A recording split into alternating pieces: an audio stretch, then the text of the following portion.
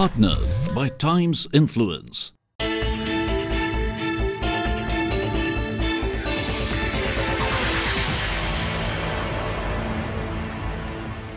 Hello and welcome to a very special show. Aditya Birla Sun Life Mutual Fund presents Police Nivesh in association with ET Now. The idea of our show is very simple. The police force out there is working so hard to protect all the citizens of the country, but you know, in this day-to-day rigmarole, their hectic work life, they sometimes forget to take care of themselves and their family financially. The financial security is missing.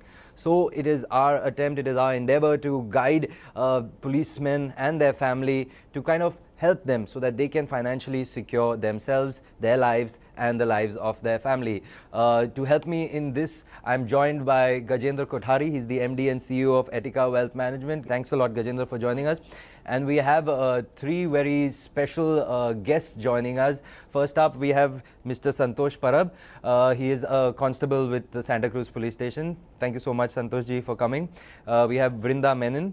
Vrinda's husband is in the RPF. Thanks so much, Vrinda, for coming. And we have Nagesh Shelar. Nagesh's elder brother is in the police force. Thank you, आप सबका बहुत बहुत स्वागत है. Thank you so much आने के लिए. नागेश जी, पहले थोड़ा आपके बारे में बताइए, आपके ब्रदर के बारे में बताइए ना. पहले मेरे पिताजी पुलिस में थे, जो रिटायर होने के बाद मेरा बड़ा भाई अभी पुलिस में है और मैं फिलहाल मेरे दोस्त के साथ कंपनी में एज अ अकाउंटेंट काम कर रहा हूँ. तो आपके जो ब्रदर है वो क्या उम्र है उनकी और किस पोस्ट पर है? उम्र है 51 एज. वो अभी कुलाबा पुलिस स्टेशन में एज अ पुलिस कांस्टेबल करके काम कर रहे हैं. ओके. वृंदा, आपके बारे में बताइए about your husband. My husband is in Railways, Central Railways, RPF. So he's posted in Bombay. He's been working since 20 years, almost 20 years. He's into. How old is he? He is around 43 years. Okay, and the designation? He's a senior inspector. Lovely. Santosh ji, बताइए आपके बारे में थोड़ा. मैं Santa cruise police station में हूँ अभी, attach. मेरा 20 साल तक सर्विस हुआ है, तो अलग अलग जगह पे किया है ड्यूटी. अभी 6 महीने से अभी सांता क्रूज में हूँ. तो आपकी उम्र क्या है? अभी मेरा 42 है. किस पोस्ट पे हैं आप? पुलिस नाइक. तो Gajendra, what's the first step? First step क्या लिया जाए ताकि फाइनेंशियल प्लानिंग सही हो? तो सबसे पहला जो मेरा कहना है कि फाइनेंशियल अवेयरनेस पुलिस फोर्स में कराना बहुत ज़रूरी है. ओके. बिकॉज हम इतने स्पेशलाइज काम कर रहे हैं जो पुलिस फोर्स कर रही हैं, उनको बाहर की दुनिया पता ही नहीं है इस मामले में. तो सिंपल तरीके से अगर उनको हम एडुकेट कर पाएं कि आपको ये 5-6 चीज़ों का ध्यान रखना है, तो उनकी लाइफ बहुत बेहतरीन हो सकती है. सुपर्ब. तो वही उसमें फैमिली मेंबर्स का बहुत इंपॉर्टेंट रोल होता है. Of course. क्योंकि जो main bread winner of the family है वो हमेशा बाहर रहता है, वो ड्यूटी पे रहता है, तो उसे शायद इतना वक्त नहीं मिल पाता कि रिसर्च करें क्या प्रोडक्ट सही है, कहाँ लगाना चाहिए. तो फैमिली मेंबर्स को ये भार थोड़ा उठाना पड़ता है कि फैमिली की प्लानिंग, गोल्स प्लानिंग कैसे. तो वही एक्चुअली हमारा एम इसी शो के साथ वही है, टू स्प्रेड द अवेयरनेस. और बिसाइड स्टूडियो एपिसोड्स के बिसाइड्स हम ऑन ग्राउंड भी जाने वाले हैं टू मीट पुलिस पर्सनल, उनके पुलिस स्टेशंस पे या ट्रेनिंग इंस्टीट्यूट्स में, just to talk to them about this. But let's hear from them. Nagesh ji, थोड़ा बताइए ना, आपके मन में कुछ सवाल हैं? जैसे कि अभी इन्होंने बताया कि पुलिस वालों को बाहर की दुनिया के बारे में नॉलेज नहीं रहता. जैसे कि इन्होंने बताया कि वो घर से पुलिस स्टेशन से घर तक. मैं वही जानना चाहता हूँ कि क्या मतलब, अभी जैसे कि मेरा भाई का उम्र अभी 51 ईयर्स है, 8 साल के बाद वो रिटायर हो जाएगा. बिल्कुल. तो अभी जैसे कि उसके 2 बच्चे भी हैं, उनके अभी बच्चों की शादी बोली है या हेल्थ रहता है उनका, या फिर पढ़ाई है अभी बाकी. तो क्या मतलब उनकी एक तो सैलरी कम रहती है, तो ऐसे कौन सी जगह पे वो इन्वेस्ट कर सकते हैं कि कुछ अच्छा रिटर्न आ सकता है? बिल्कुल. मेरा सजेशन ये है कि सबसे पहले उन्हें जो उनके गोल्स हैं वो एक फैमिली में बैठ कर डिस्कस करने चाहिए, आपके साथ, वाइफ के साथ, कि 8 साल बाद जब मैं रिटायरमेंट होऊंगा तो हमारे उस वक्त क्या क्या गोल्स आएंगे. बच्चों की पढ़ाई है, रिटायरमेंट है. एज एन एडवाइज़र हम हमेशा पहले कहते हैं आप अपने रिटायरमेंट का ध्यान पहले रखें, क्योंकि रिटायरमेंट के वक्त क्या होता है, ज़रूर आपको पेंशन मिलेगी बट वो उस वक्त पर्याप्त रहेगी कि नहीं वो पता नहीं है. खर्चे बढ़ जाएंगे आपके, और जब हम 60 एज हो जाती हैं फिर इतनी स्ट्रेसफुल लाइफ हमने काम किया, फिर हम दूसरी जगह शायद काम नहीं कर पाएंगे, बॉडी साथ नहीं देती है. तो उस वक्त हमें फुल रिटायरमेंट अगर लेना हो तो हमारे पास वो रेगुलर इनकम आनी चाहिए. तो उसका बंदोबस्त करना, उसका प्लानिंग करना बहुत ज़रूरी है पहले. उसके बाद बच्चों की पढ़ाई या शादी की हमें प्लानिंग करनी है. क्योंकि अगर बच्चे पढ़ाई में अच्छे हैं तो उन्हें एजुकेशन लोन मिल सकता है, बट हमें यहाँ रिटायरमेंट लोन नहीं मिलता है। तो इस चीज़ में हम थोड़ा सेल्फिश बोलते हैं पेरेंट्स को, आप थोड़ा सेल्फिश बनिए, आप अपने लिए पहले प्लानिंग कीजिए, फिर बच्चों के लिए प्लानिंग कीजिए। बहुत सारे आसान तरीके हैं आज निवेश के, चूँकि अभी भी 8 साल बाकी है जैसे कि आपने कहा, तो आप SIP के जरिए म्यूचुअल फंड्स। अच्छा, उससे पहले मैं सुमित आपको बहुत इंपॉर्टेंट कॉन्सेप्ट बताना चाहूँगा व्यूअर्स को भी। पुलिस फोर्स में जो काम करते हैं, अगर हम ह्यूमन कैपिटल लें तो वो एक काफ़ी सेफ है। सेफ इन द सेंस नौकरी जानी नहीं है, अनलाइक प्राइवेट सेक्टर जी, तो आपको सैलरी विजिबिलिटी रहती है। चूंकि ये हमारी ह्यूमन लाइफ कैपिटल सेफ है, तो हम अपना इन्वेस्टमेंट्स हैं जो रिस्की एवेन्यूज में कर सकते हैं। समझ रहा हूं आपकी बात। तो इसको मैं अगर फिक्स्ड डिपॉजिट टाइप मानूं कि हमारी जॉब गारंटेड है, 10 साल हमें कोई दिक्कत बात नहीं है, इनकम बढ़ती रहेगी, तो अब हमें जो पैसा लगाना वो सेफ जगह नहीं लगाना है। तो दोनों अगर सेफ हो जाएंगे तो आपकी ग्रोथ नहीं होगी। अक्सर हमने देखा है, बिकॉज हमें अवेयरनेस नहीं है तो हम क्या करते हैं, अपने कोलीग से पूछते हैं तो बोलते हैं सब पोस्ट ऑफिस के बारे में बोलते हैं, आरडी के बारे में बोलते हैं, एफडी में डालूं। आरडी सबसे पॉपुलर होता है। इनफैक्ट आरडी जैसा ही कॉन्सेप्ट आप म्यूचुअल फंड में SIP के जरिए कर सकते हैं। चूंकि हर मंथ हमें सैलरी आती है, हर महीने 2000, 3000, 5000 रुपये 2 तारीख को कट के आपके लॉन्ग टर्म गोल्स के लिए जा सकते हैं, जहाँ पे आपको बेटर रिटर्न मिलते हैं। आरडी में हमें 6 से 7, 8% से ऊपर नहीं मिलते हैं। यहाँ पे आपको 9, 10, 11 डिपेंडिंग ऑन कैसा रिस्क लेते हैं आप, लॉन्ग टर्म में वो वेल्थ बनती है। और 10 साल के पीरियड में अगर 2% भी एक्स्ट्रा रिटर्न मिलते हैं तो वो रिटर्न जो वेल्थ बनती है वो काफ़ी बड़ी रकम आपको मिलती है। उससे आपके जो भी गोल्स हैं उसको मीट करने में बहुत आसानी। ये आपने जो SIP के बारे में जो बताया, मतलब क्या उसका कुछ टर्म्स कंडीशन रहता है क्या? नहीं, बिल्कुल भी टर्म्स एंड कंडीशंस नहीं है। अनलाइक जैसे हम कोई इंश्योरेंस प्रोडक्ट खरीदते हैं तो जहाँ पे आपको मालूम है कि 5 साल या 10 साल आपको देना ही पड़ेगा, आप बीच में बंद नहीं कर सकते हैं, बहुत सारे टर्म्स एंड कंडीशन होते हैं। SIP इतना फ्लेक्सिबल है, SIP में हर महीने आपका पैसा जो आपने डिसाइड किया है वो फिक्स तारीख को आपके बैंक अकाउंट से कट के वो प्रोडक्ट में इन्वेस्ट होता है। कोई कारण से आप नहीं कर पा रहे हैं फ्यूचर में तो आप उसको कभी भी बंद कर सकते हैं, जितना पैसा आपने डाला वो आप निकाल सकते हैं। तो ऐसा इसमें कोई किंतु परंतु नहीं है, बट जो रिटर्न्स हैं वो गारंटेड नहीं है जैसे आरडी में है, क्योंकि इसमें मार्केट से जुड़े हुए हैं, मार्केट बाजार से। किस म्यूचुअल फंड में निवेश किया जाए उस पर होता है। एक तो जरूरी बात है कि ये मतलब कम से कम शायद 500 रुपये हर महीने भी डाल सकते हैं, और SIP एक जरिया है म्यूचुअल फंड्स में निवेश करने का। और म्यूचुअल फंड्स क्या है वो गजेंद्र थोड़ा प्लीज बताइए, और अलग अलग जो म्यूचुअल फंड्स हैं। बहुत लोग अभी हम कैंपेन सुन रहे हैं म्यूचुअल फंड सही है, काफ़ी अच्छा ये जन निवेश कैंपेन चल रहा है, तो लोग समझते हैं कि SIP अलग है, म्यूचुअल फंड अलग है, जबकि SIP सुमित जी ने कहा एक जरिया है म्यूचुअल फंड में निवेश करने का। तो अभी हमें समझना ये है कि म्यूचुअल फंड क्या है। म्यूचुअल फंड बहुत साधारण सिंपल सी चीज़ है। हम एक बस में जाते हैं, पब्लिक ट्रांसपोर्ट बस है, उसमें आप भी बैठ सकते हैं, मैं भी बैठ सकता हूँ, अलग अलग स्टॉप आते हैं, आपको पता है वो बस कहाँ जाएगी, बस का डेस्टिनेशन आपको पता है, तो अगर आपका भी डेस्टिनेशन सेम है तो भी आप उस बस में बैठोगे, नहीं तो आप दूसरी बस का इंतजार करोगे। अच्छा, उस बस में बैठने का फ़ायदा क्या है, हमें कॉस्ट बहुत कम लगती है, जो बस का किराया है, टिकट है, बहुत कम लगती है, क्योंकि ये एक पूल्ड रिसोर्सेज है, हम सब मिलके जा रहे हैं, तो इसलिए हमारा किराया। अगर आप अपनी गाड़ी लेके जाते, इंडिविजुअल लेके जाऊंगा तो महंगा पड़ता, उसमें कंफर्ट होता बट महंगा पड़ता, शायद हर आदमी अफोर्ड नहीं कर पाए। तो सेम जब पैसे मैनेज करने की बात आती है, ये तो आप चाहें तो इंडिविजुअल फंड मैनेजर को हायर कर सकते हैं, बट वो बहुत महंगा होता है। ये हम सब 5-5 हज़ार, 2,000, 1,500 रुपये करके एक कॉर्पस बनाए और एक फंड प्रोफेशनल फंड मैनेजर को दे दिया, और वो कुछ फीस चार्ज करता है 1% उसको मैनेज करने के लिए। और जो हमारे गोल हैं, जैसे हम सबका रिटायरमेंट गोल है, हमने वो कॉर्पस वहाँ डाल दिया, तो वो रिटायरमेंट के लिए हमारे लिए मैनेज करके देते हैं। तो ये म्यूचुअल फंड होता है। म्यूचुअल फंड मतलब ये नहीं है कि सारा पैसा आपका शेयर बाजार में जाता है, वो ज़रूरी बात है। म्यूचुअल फंड में भी आपका पैसा 6% से लेके 12-13% तक के अलग अलग रिटर्न्स के प्रोडक्ट होते हैं। अगर आपको बिल्कुल रिस्क नहीं चाहिए तो आपका पैसा FD टाइप के प्रोडक्ट्स में जाता है, जहाँ पे 6-7% मिलते हैं। म्यूचुअल फंड आपका पैसा गोल्ड में भी निवेश करता है। अभी इंडिया में म्यूचुअल फंड रियल एस्टेट में भी निवेश करने वाले हैं, स्टार्ट हो जाएंगे। तो वो एक खाली व्हीकल है, जाना कहाँ है वो डिपेंड करता है हमें, हमारे क्या ऑब्जेक्टिव है। तो अगर आपको रिस्क नहीं लेना है तो आप एकदम सेफ वाले ऑप्शन में जा सकते हैं, बट अगर आपका लॉन्ग टर्म गोल है 10 साल 15 साल रिटायरमेंट के लिए प्लानिंग करनी है, और अगर मुझे फिक्स डिपॉजिट से 2-3% ऊपर मिलते हैं, बट शॉर्ट टर्म में थोड़ा उतार चढ़ाव हो सकता है, तो मुझे क्या डरना है, तो मैं लॉन्ग टर्म में भी कर सकता हूँ। वृंदा, आप कुछ पूछिए, आपके मन में भी कुछ सवाल थे। मैं भी काम करती हूँ, I am working in a corporate firm.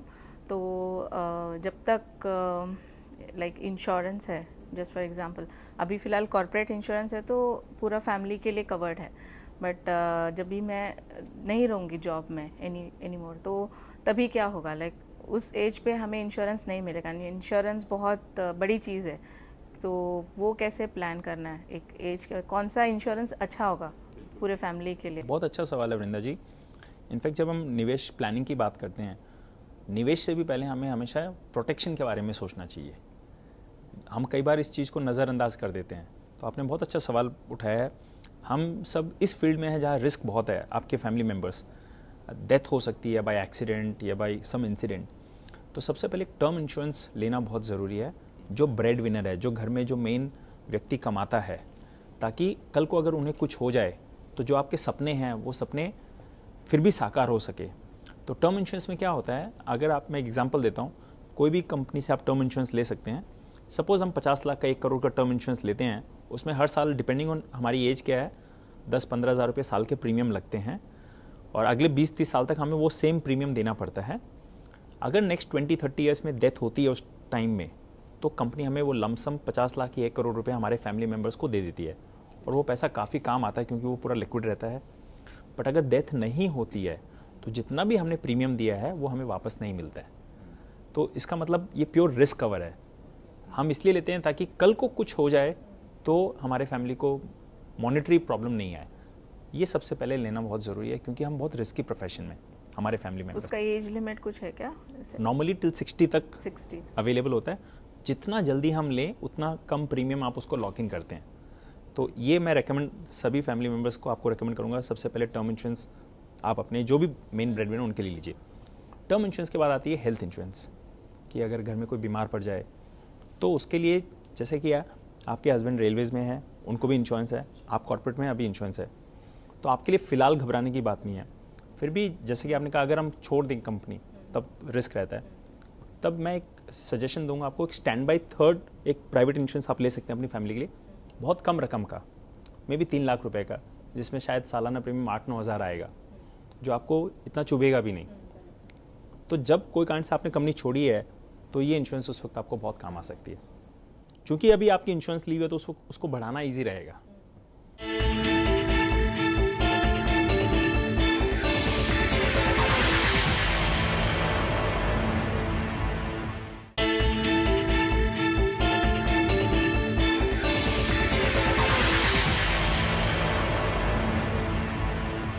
Santosh ji, थोड़ा बताइए ना, आपके मन में कुछ सवाल थे?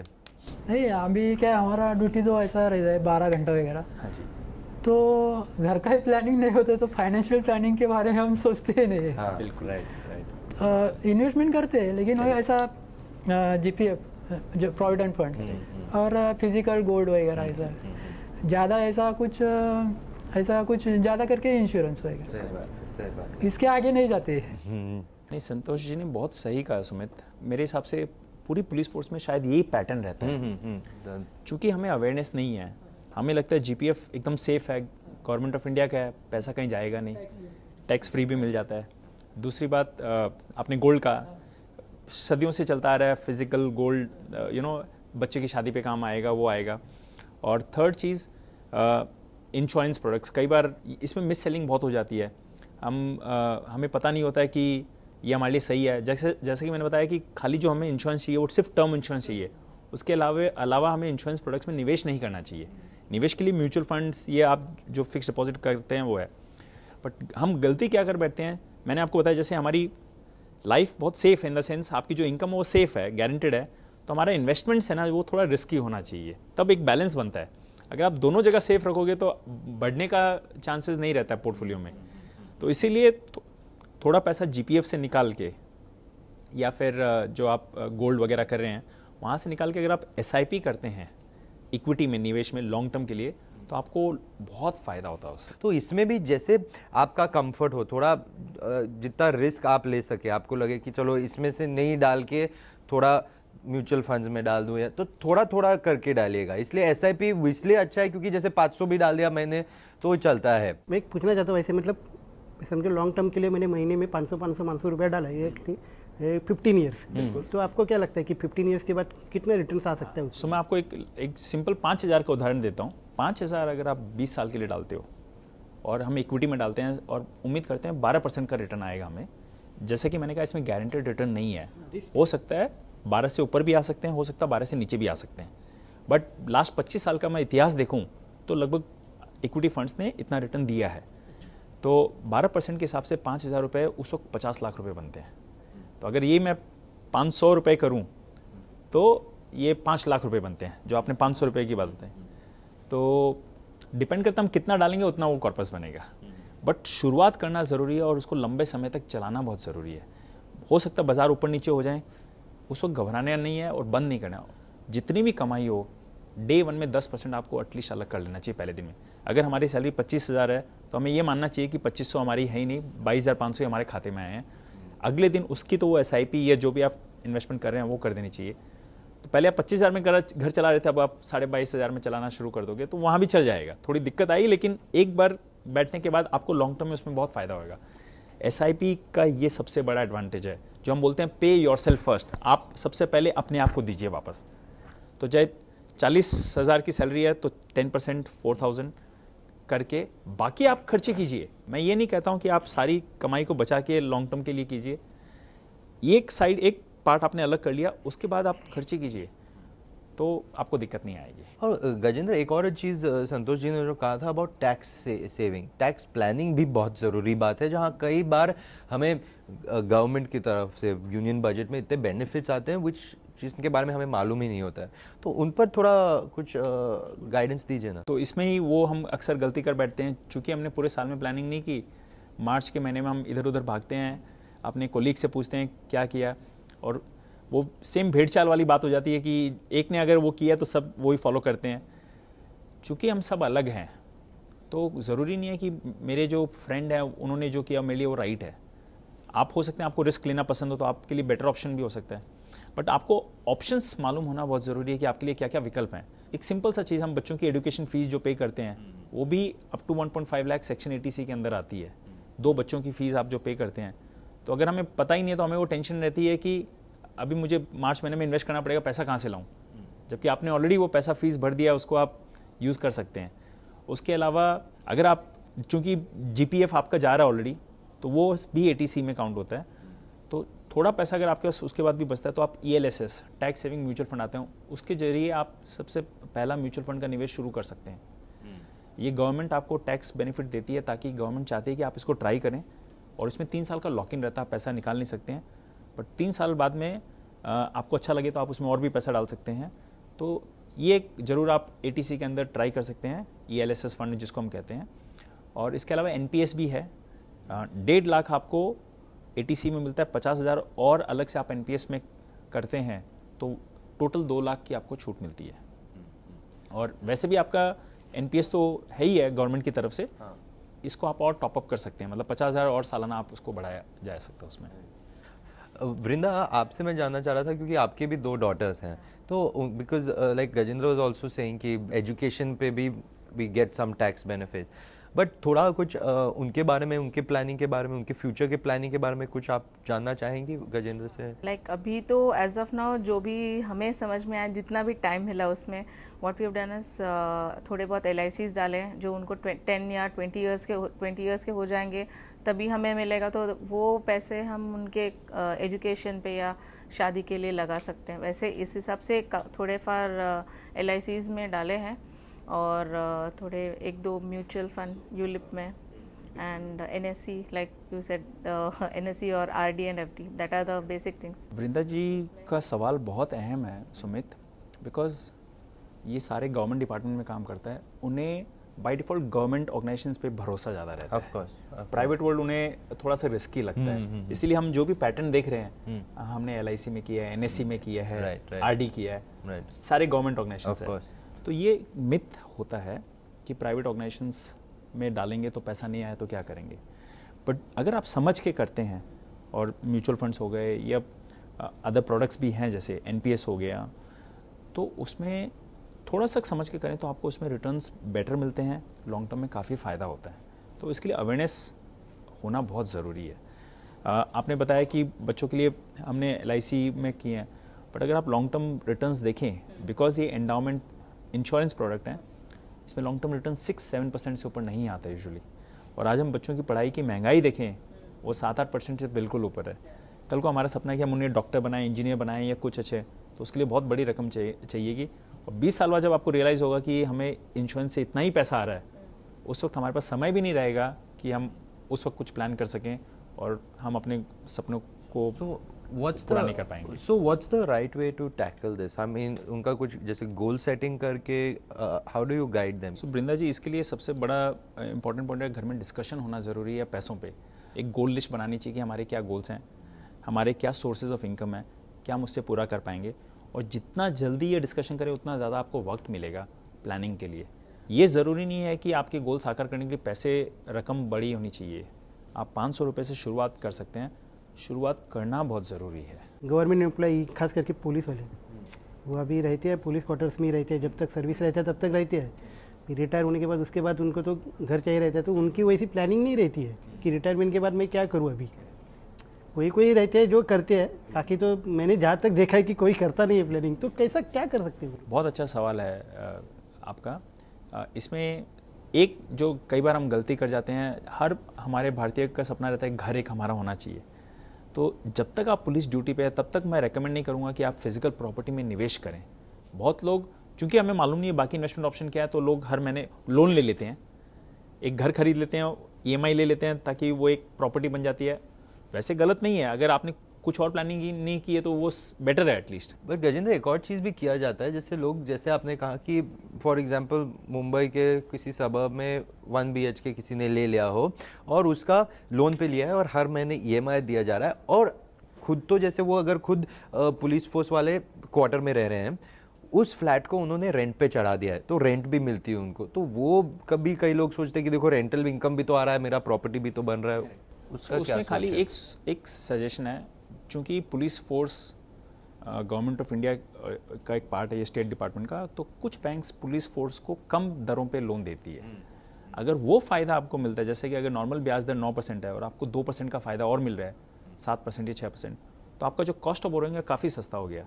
तब मैं बिल्कुल कह सकता हूँ कि आप उसमें खरीदें, क्योंकि उसमें जो आप बचाव करते हैं इंटरेस्ट पे वो काफ़ी होता है और आप उसको रेंट पे चढ़ा सकते हैं। बट अगर आपका नॉर्मल ब्याज दर लग रहा है, जैसे हम जो नॉर्मल सिविलियंस पे करते हैं, तो फिर उतना सेंस नहीं बनता, क्योंकि बॉम्बे जैसी जगह में प्रॉपर्टी खरीदना और मंथली EMI चुकाना बहुत बड़ी एक बात होती है।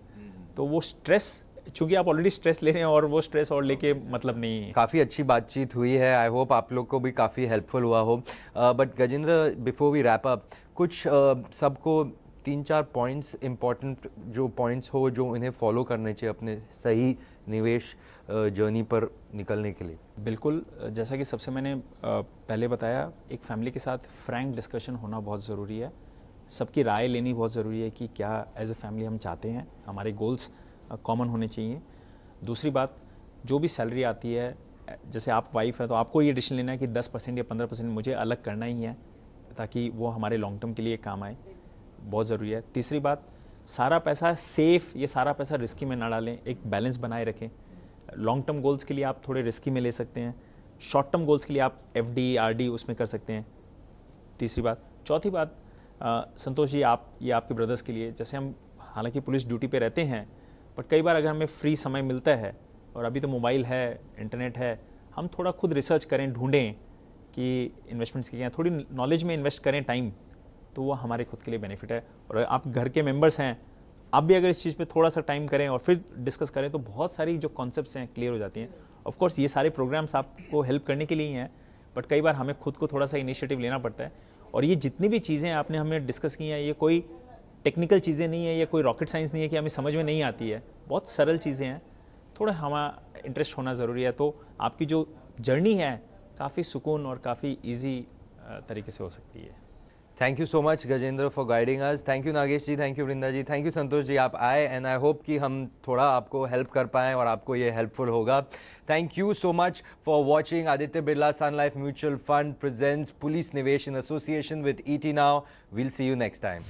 It's a very proud feeling for me to be part of this Police Nivesh campaign.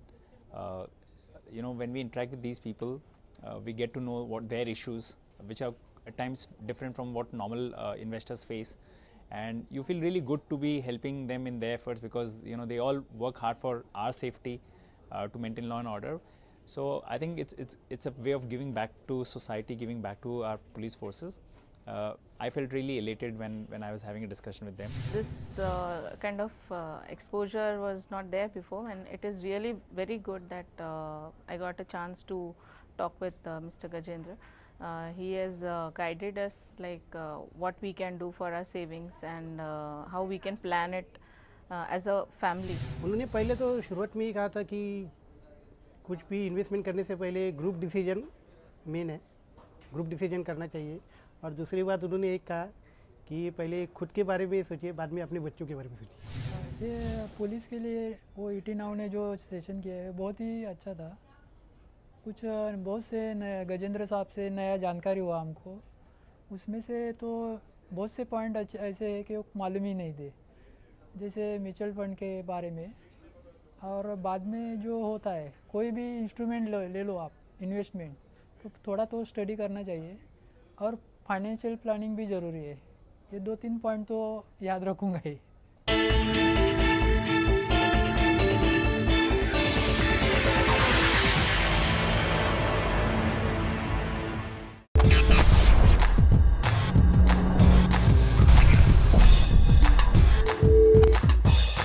Partnered by Times Influence.